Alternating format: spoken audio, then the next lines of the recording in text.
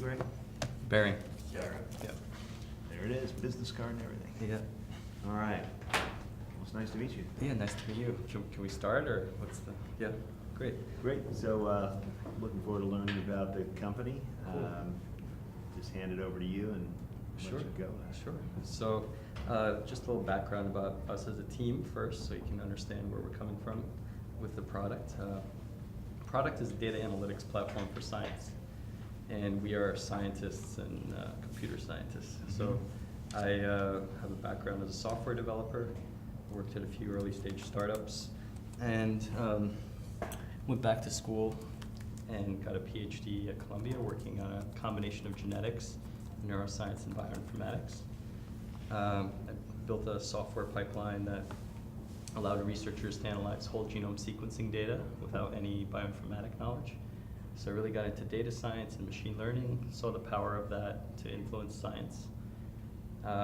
Met my co-founder, Sam, at a program that transitioned STEM PhDs into data science careers. He's a math PhD.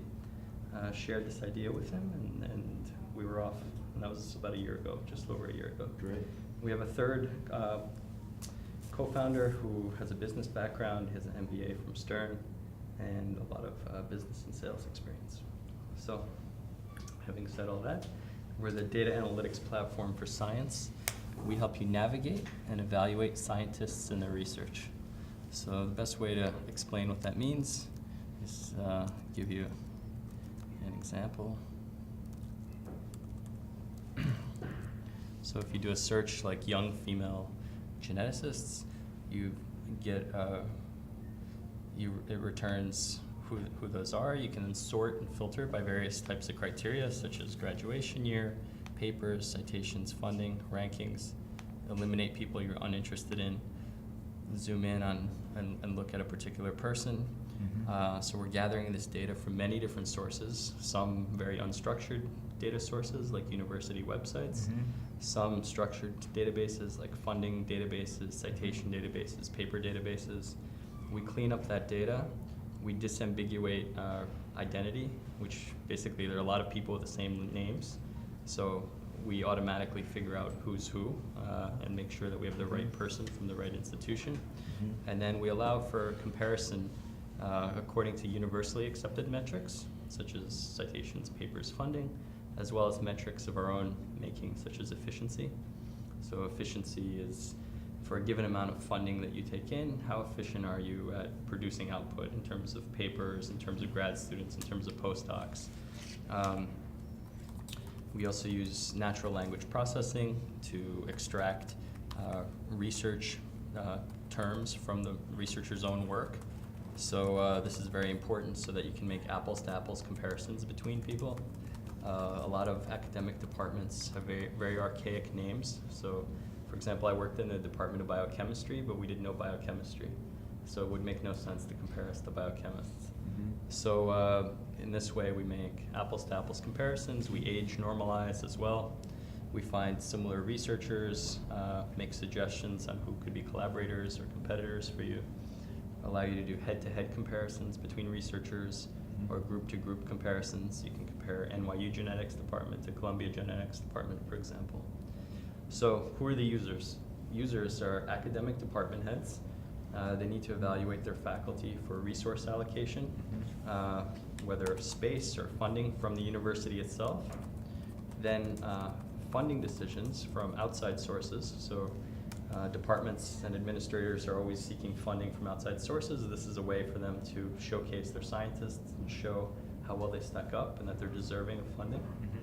Hiring decisions. So I gave you the example of searching for young female geneticists. If you have a department full of men and it's important for you to diversify that, this is a search that you can't do any other way right now.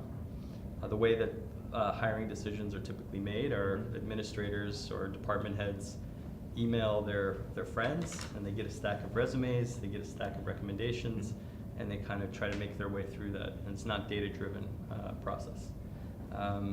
So it's actually very ironic. Science is a field that generates tremendous amounts of data. Scientists themselves thrive on data. They love to analyze data. but the whole field of science, so much of the decision making is not data driven. So one of our main goals is to allow data driven decisions within science. Pharma is another major user. They have the same thing. They have research divisions. They have all the same needs. I didn't mention tenure decisions for academia, so that's another one. So pharma, they need to hire people. For them, the right hire in the right department can be a $1 billion decision. So this enables a data-driven way to find the right people that you want. They have competitive intelligence divisions, innovation departments, and we're actually just started a pilot with Pfizer, actually, so they're very excited to use our data to help us build it, make sure we build a product that really works for them. And on the academic front, we have a pilot program with a few departments at Columbia, NYU, Mount Sinai, New York Academy of Sciences, working with them as well, and several other big institutions in the pipeline. Hopefully we're going to sign to the program soon. Grant agencies give away billions of dollars a year in funding. Scientists are spending 40% of their time asking for money in the form of grants, as opposed to doing research that we all would rather they were doing. So this allows grant agencies to have the data to make the decisions on who should get the funding. And eventually downstream, in a year or so, hedge funds, they need to understand the scientists and science behind the pharma companies that they're betting on. Healthcare management consultancies, that's another group that needs this kind of data. And once you have this unique database and analytics, you can build many other types of apps on top of this. One very easy example and natural example is scientific consulting. So many researchers now in academia spend part of their time consulting to industry. With our platform, it's very simple. You just add a button to their profile and allow them to be contracted out by industry for whatever their skill set is. And that can be, advising on a new drug. That can be reaching out to someone so that they can give a talk at an elementary school. It can be any sort of service that scientist could provide. So we can have a revenue model very naturally built around that. That's something that's really worked well with software development. There are many websites like Upwork, for example, where software developers have profiles. They have a certain skill set, and you can contract them out. You know what their fee is, and then you establish a contract, and it would be a really nice bridge between academia and industry, and one that's very much needed. Talk to me about your business model on this. Sure. I'm still struggling a little bit with what it is. Okay. We'll get back to that, but I think I know Sure. enough to try to ask you about the business model. So, Sure. who's paying for it? Yeah. Is this an open network, LinkedIn type business model where you're just trying to aggregate everybody in the world and then monetize them, or is it an enterprise software company that you're selling to Yes. departments? Yes. Enterprise software, SaaS model. Academic departments, we're selling directly to departments, not at the school level, because they have $10K per year is what we're going to be charging departments. That's well within their discretionary budget. They don't need to ask for approval for that amount. It pays for itself very naturally. It's a no-brainer of a decision. This is something that they do all the time. They have many different types of use cases for this, and it simplifies their lives, saves them time and money. Within pharma, we can charge much more. We think easily $100,000 per year. Okay. And grant agencies probably between 25 and 50K a year. I mentioned that consulting model. We can charge a commission of all that work. Okay, so let's go back to the product. Sure. So basically, you have a CRM-based profile system that presumably people can edit their own, but in addition, you're aggregating information from. Yeah. So a key point here is that we don't require any user input. So we create all of this on our own automatically. So that's a huge feature right there. So if I'm a department head and I buy this, I'm not telling my professors to go fill out your profile. I'm basically saying, I bought this thing, you're already in it. Exactly. Edit it. So if Edit there's it. something that you Okay. want to add or something that's incorrect, you can edit your profile. So when I buy it, it's empty. No, it's populated. So we have several thousand scientists in the system now. We're scaling very rapidly. We have most So you're of the scraping the world for profiles. Yes, so it's not just scraping, just to be clear. This isn't just scraping web pages. This is also getting it from many other sources, some of which are structured, like paper databases, funding databases. And it's much more complex than just scraping content and replacing it. It's, I'm yeah. invested in a company Sure. that does Sure. similar things in different markets. I'm not Okay. belittling it by saying No, okay, scraping, I was just clarifying, But that's all. you're Yeah. pointing your engines at the internet and coming back with the information. Exactly. And then there's going to be a freemium model where basic types of data, such as profiles, is openly available to all scientists. This is key because scientists look for this kind of data on a daily basis. And right now they have to look in a million different places all at once to see this kind of data, and they can't do basic types of comparisons. You're selling you're selling data more than you're selling enterprise software. No, there are features in I don't know the distinction. The data is the information in the profile. Right. If I was selling it to a department and the primary use case for the department was to get their department staff, personnel, faculty in and on the system and allow them to promote themselves to the world, you would sell them an empty database. It would be a piece of software with workflow tools associated with it. We have workflow tools I'm sure you associated, do. so it's a combination of CRM and it's a combination of enterprise software and data. Okay. So I don't see a distinction. That's all I'm trying to say. Okay.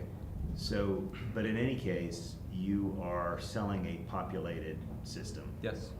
Day one. Yes. And is there any manual work that's required on your side in order to clean up the system? Is anyone editing these profiles as they go in? Yes. So we're not going to allow when someone edits their profile. I mean, are you guys editing them? So if someone tries to edit their profile, we review it first to make sure it's correct. We don't allow someone to just edit it and have it go live. We're going to make sure that it's legitimate so that people don't create misinformation. Sure, but when you go out and do whatever Yes. other word we're going to use, Yes. you come back with this profile. Yes. If it turns out this is this face doesn't match that profile, Yes.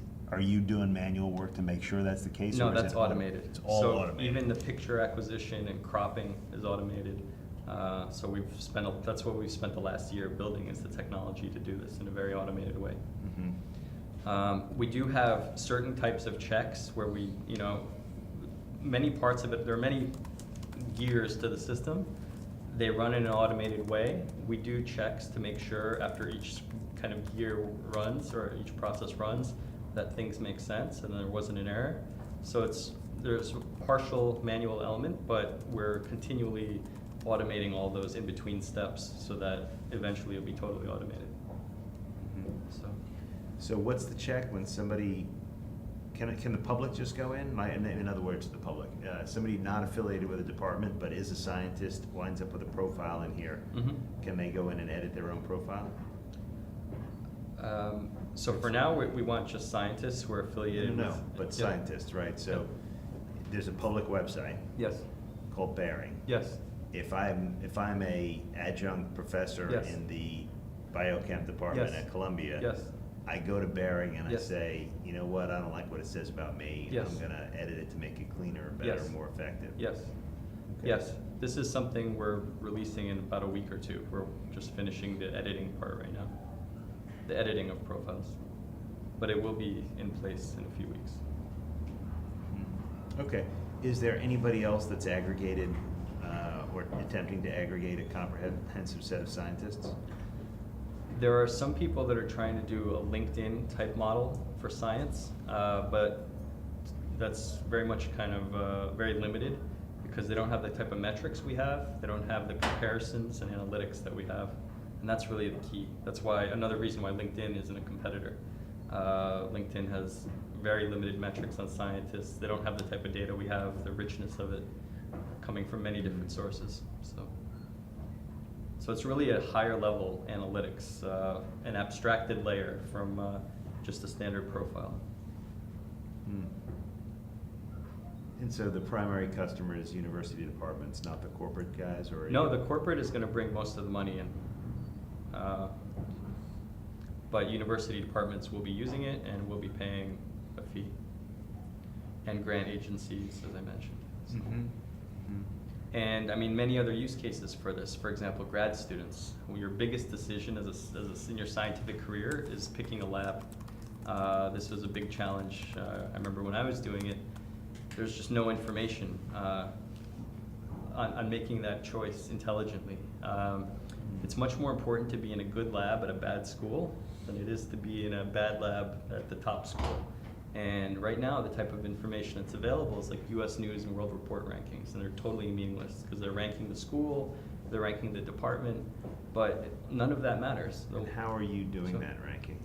Well, our key is not to have a single ranking. Our key is to let you search using natural language and find what matters to you. If the most important thing for you is that the professor has trained many of their grad students and postdocs to go on to have scientific careers, you'll be able to see that information. If the most important thing is that the lab is small and well-funded, you'll be able to see that information. So you choose what's useful for you. US News and World Report is a static ranking, assuming that 1 through 10 is meaningful for everybody, which of course it isn't. Everybody has different needs. Sorry, you need to know. Sure. Look, I think that in that you're aggregating a database of scientists with a reasonably comprehensive one, with a set of workflow tools and analytics on top of it, that feels valuable to me. I'm still struggling for for who today's customer is, and maybe that's just because this doesn't exist yet. But Well, where does the money come from? I Well, mean, pharma, right? 2,700 pharma companies that are. yeah, but 2,000 pharma companies. First of all, it's not that many companies. It's a significant number, but it's not infinite. They have multiple divisions within each of them. Each one of those is, maybe it's just outside of my realm because I don't spend much time in pharma. Is each one of those constantly looking for and evaluating scientists? This is their lifeblood. Yeah, absolutely. They're constantly hiring. They're constantly exploring the research. It's not just the scientists. We're making it an entry point. What that analytic approach was, because it's, in other words, how do I? Have you built out that piece of it yet, where I can search for? You showed me one use case, Yep. and that use case was I'm looking for female geneticists. Yep. Okay. Yep. Good. It's not that hard to do. But if I'm looking for Why the isn't that hard best- to do? How would you do it today? I'm just saying that once you've got the database, Yeah. you know which ones are female and you Right. know which ones are geneticists. Right. The question is, how do you rank them? How do you evaluate their work? How do you use that? The problem set starts to get very complicated. Mhm. I'm intrigued by it, Mhm. but it starts to become a very complex problem set. Searching for female geneticists in a database of scientists, Mhm. it ain't rocket science. But what you're pointing toward that will allow Yeah. people to pay $100,000 for is, I'm looking for someone that's doing some really interesting work in gene sequencing Right. and eugenics. Yeah. You know? So we do that. We use natural language processing to extract from their own words what they're working on. So you can search the entire space of science and find out who's working on what papers they've published, in what journals, see who's working with who, make recommendations on who their collaborators could be, who their competitors are if they're looking to go to. Yeah, so here's the problem. You're So- pitching this thing as LinkedIn for scientists, and it's not. That's not what this is. This is a database of scientists and their work. This is a workflow tool that allows institutions, scientists, companies, anybody interested in the world of science to quickly figure out where the interesting stuff is going on, whether that's a person, a study, a school of thought. Exactly. That's what this is. It's Yeah. not LinkedIn. So if you're gonna pitch this thing successfully, you're gonna have to start from a different place, because I spent 15 minutes listening, and I'm Yeah. like, all right, so, great, LinkedIn. I think that's a great. Can I- up on. That's a don't get terrible I don't note get to to stop reply on. on it. It's an So awful I note. never pitched it as LinkedIn. But the key here, that's what it looks like.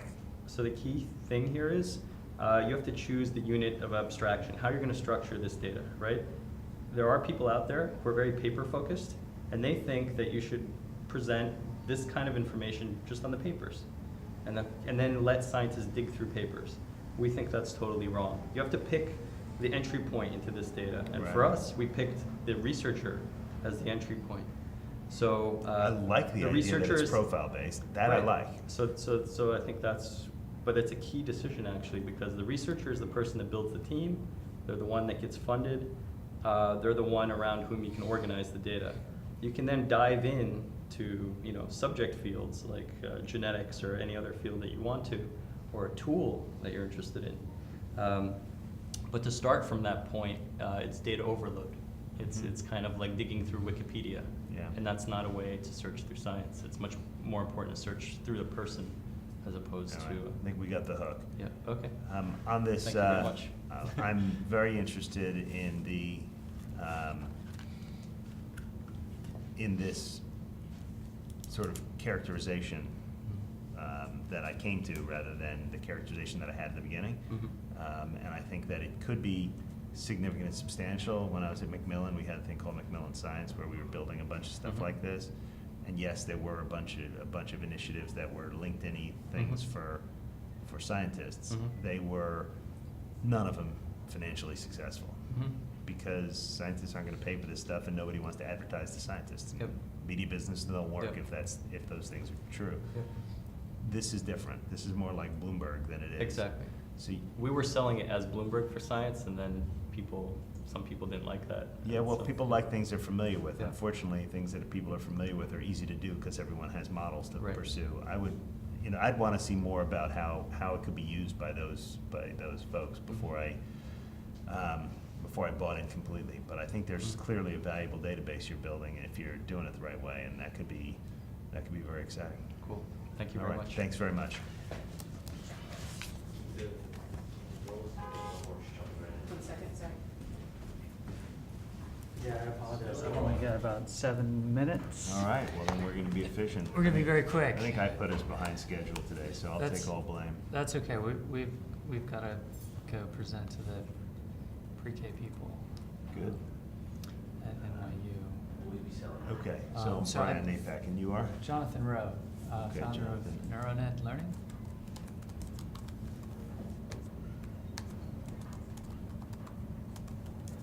All right. If it's okay, I'd like to show you a quick demo to give you some context. So we've branded our product as Step Up Learning. It's a pre-K to grade 2 interactive learning program. And we practice early childhood skills in the context of movement-based activities.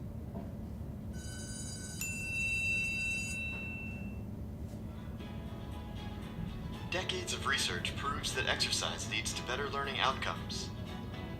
Step Up engages children with multisensory activities that develop fluency in early reading, math, and handwriting skills.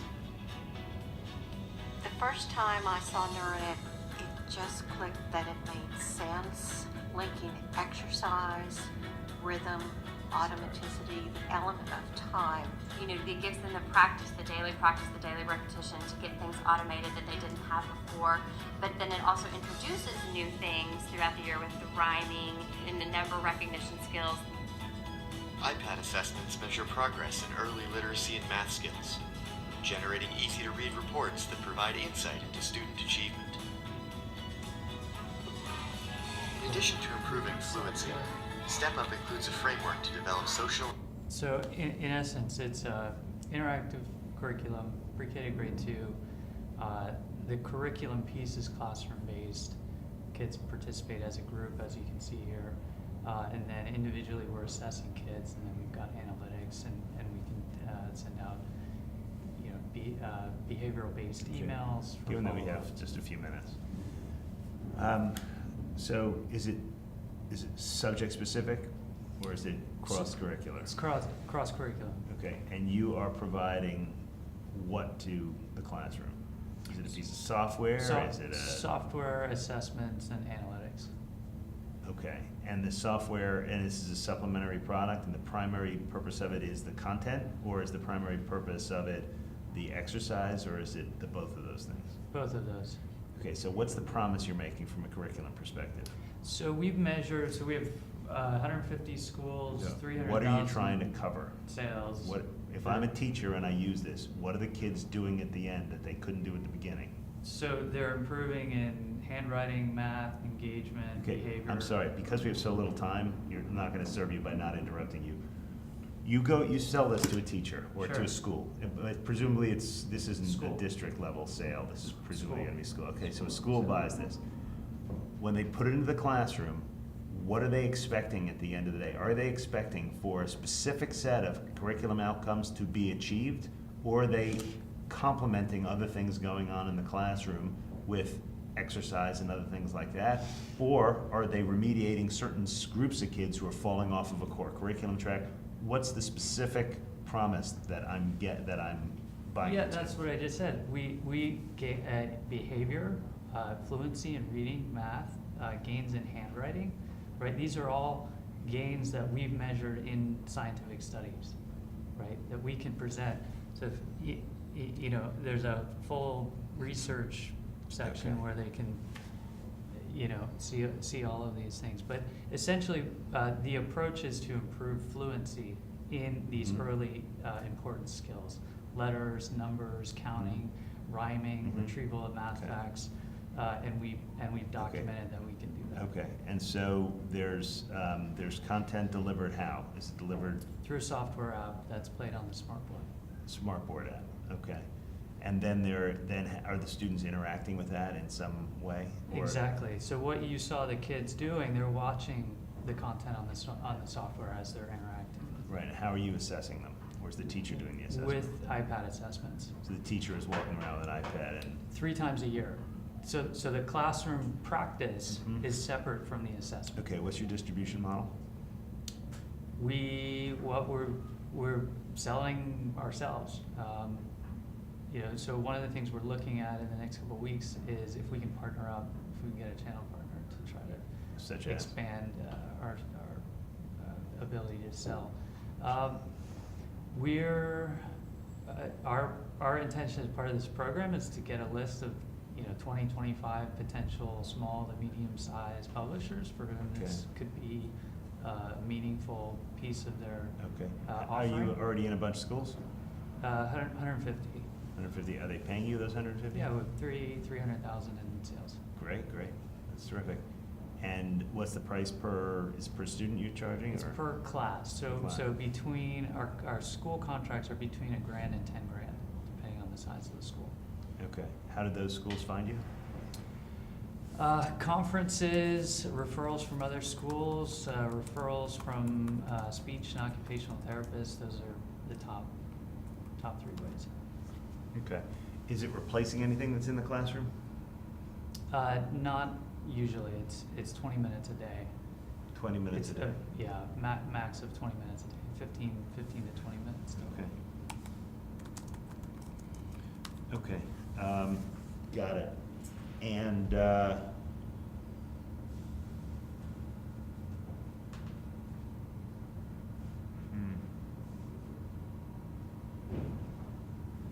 yeah, I think you're gonna have to do this through channel partners. You're never gonna be able to afford to sell this directly unless you can get some viral mechanism, but there's just too many Right. things out there that people can choose from. It'd be too hard for you.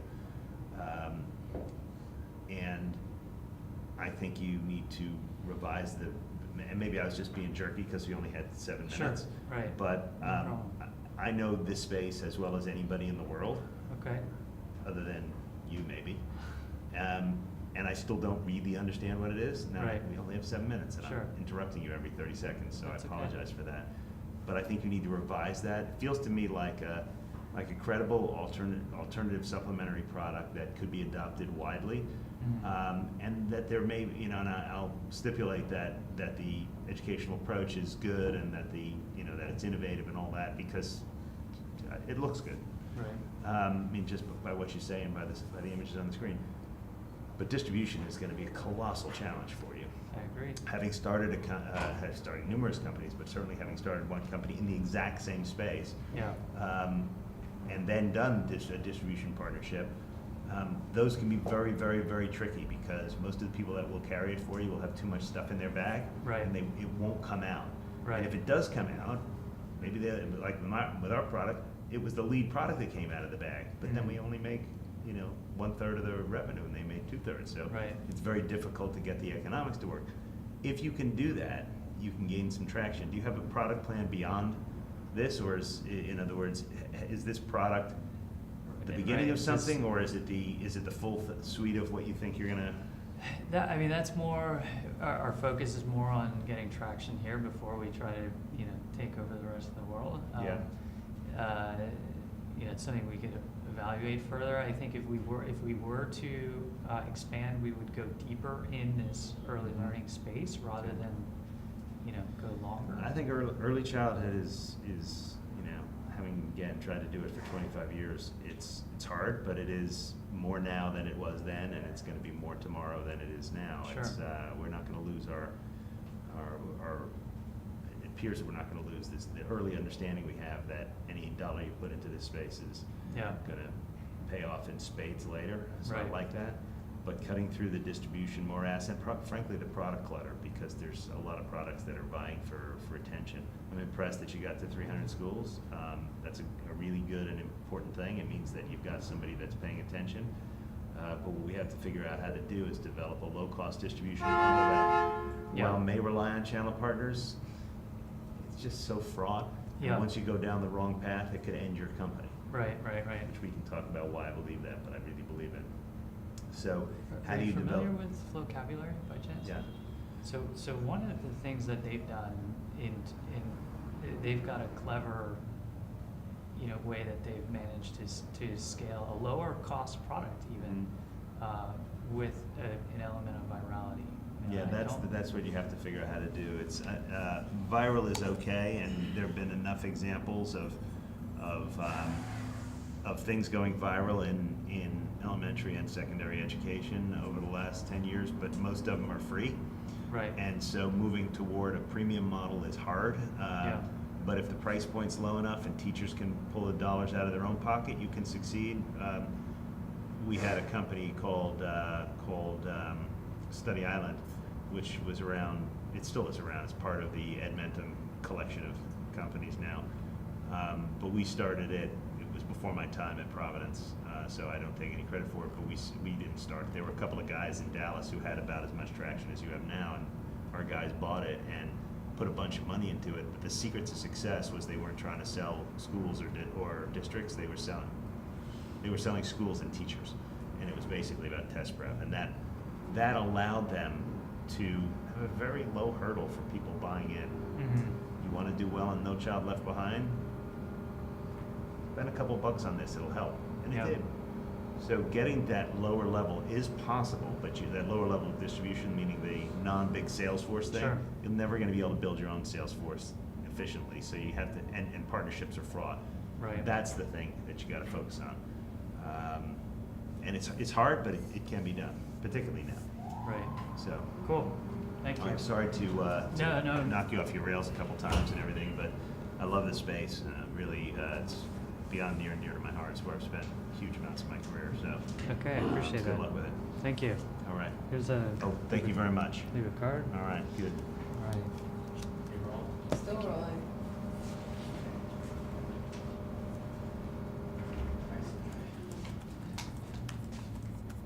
Please have a seat.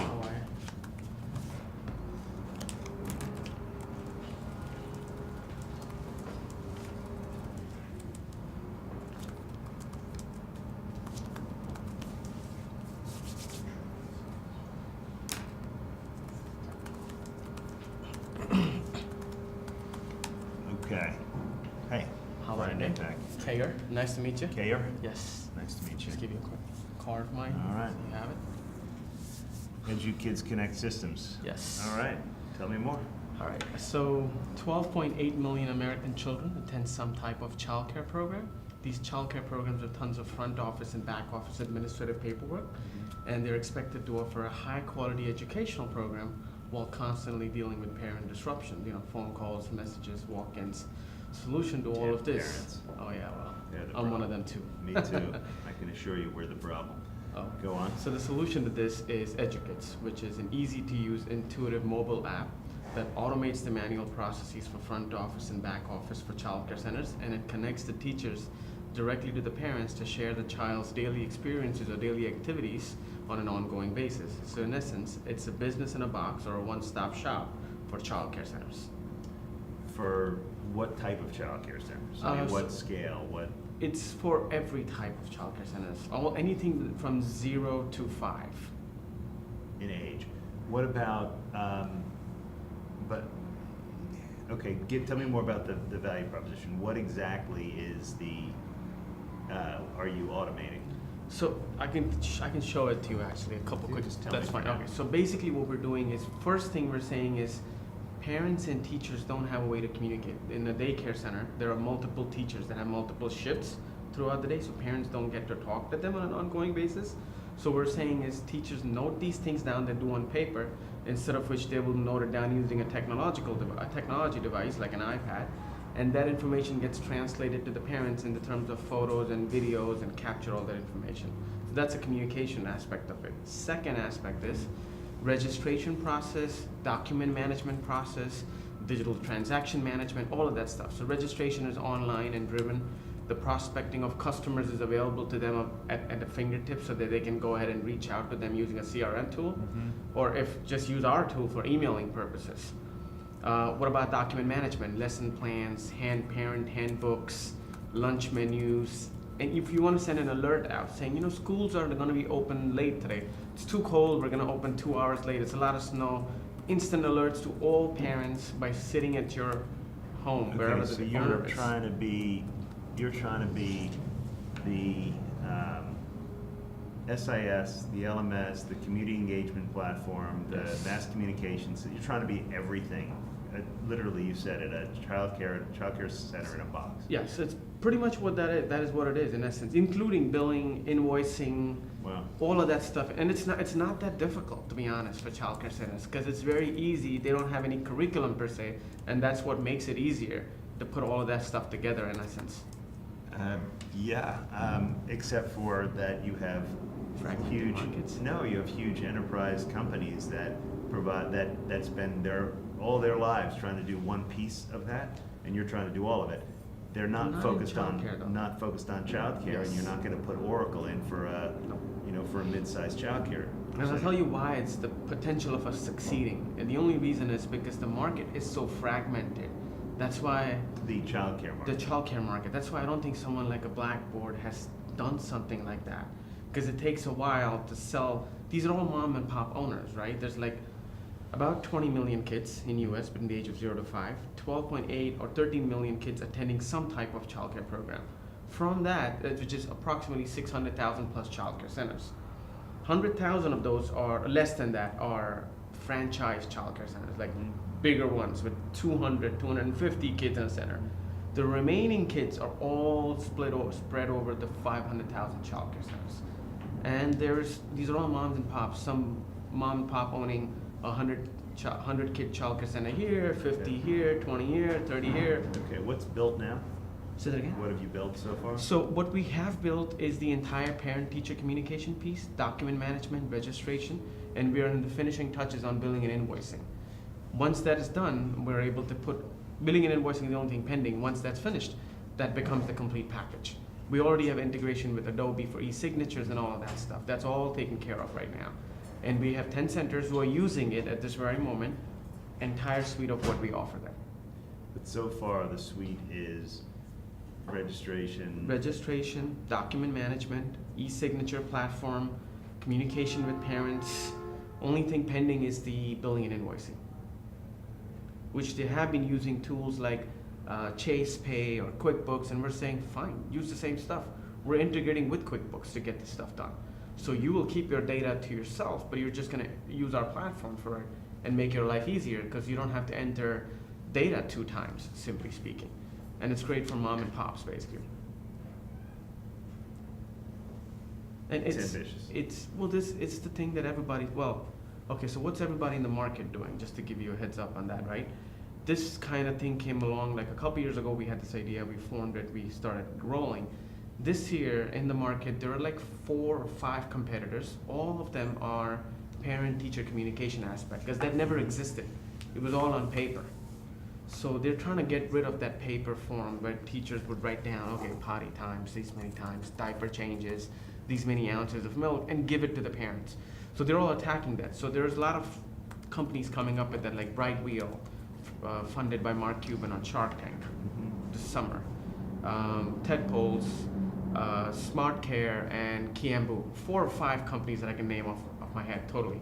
These are all the companies that just are started off and they're just doing the exact same concept. Okay. But they're only doing parent-teacher communication, not putting the whole suite of products together to make sure that the back office operations and communications come together, in Okay. essence. So how are you selling? We're selling it to the child care centers per child per month. So if it's only the parent-teacher piece, it's $36 a year. If it's parent-teacher and the billing and invoicing the entire package, it's $60 per year. $60 Per child per year. So $5 a month. And if you put the Adobe e-signature piece, Okay. we have to still put on a little bit more extra cost in there.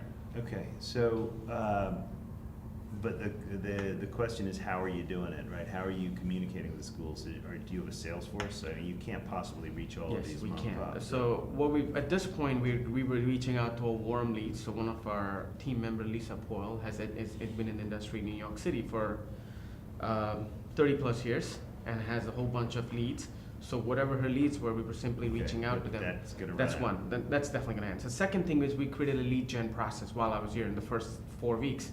We actually created and automated the onboarding process. So what we've done is we've Okay. created an email campaign that reaches out to these hundreds of childcare centers, and in the 3rd or the 4th touch, we give them an interactive demo, just like my app, to play with. And at that point, we say, based on whoever goes through the demo with multiple clicks, we reach out to them or they reach out to us. So we're in the first phase of implementing it and seeing how we're seeing 30% open rates, which is pretty good, honestly, for cold contacts in essence. So Yeah. that's where we are in our lead gen process. And How many- second, talk about the pipeline. so the We're almost pipeline. out of time, I'm getting the hook, so. Sure. Okay. So the pipeline is we're trying to also reach out to warm contacts and also trying to connect with kinder care. You know, how many institutions are in the pipeline? How many have you contacted? How many do you have up and running with the We have 10 communication up piece? and running in the last 3 months. We have another 5 in the pipeline that we're in the talks of right now. And we have contacted multiple institutions. I'll give you one of the examples is KinderCare, Goddard. We're in the process of reaching out to them and communicating with them. And along the sides, what we had done was, since it's a parent-teacher communication piece, we were just experimenting because it came along to us, nanny agencies and babysitting agencies. So we're in the talks with Sitter City, and we just provided them with the pricing proposal. And this is, so can you send me a link or something to a demo of some sort? Sure. Or Yeah, do that, and absolutely. I'll poke around on it. I think so given that we're almost out of time, my reaction is very favorable to the concept because I think the TAM is very big. Right.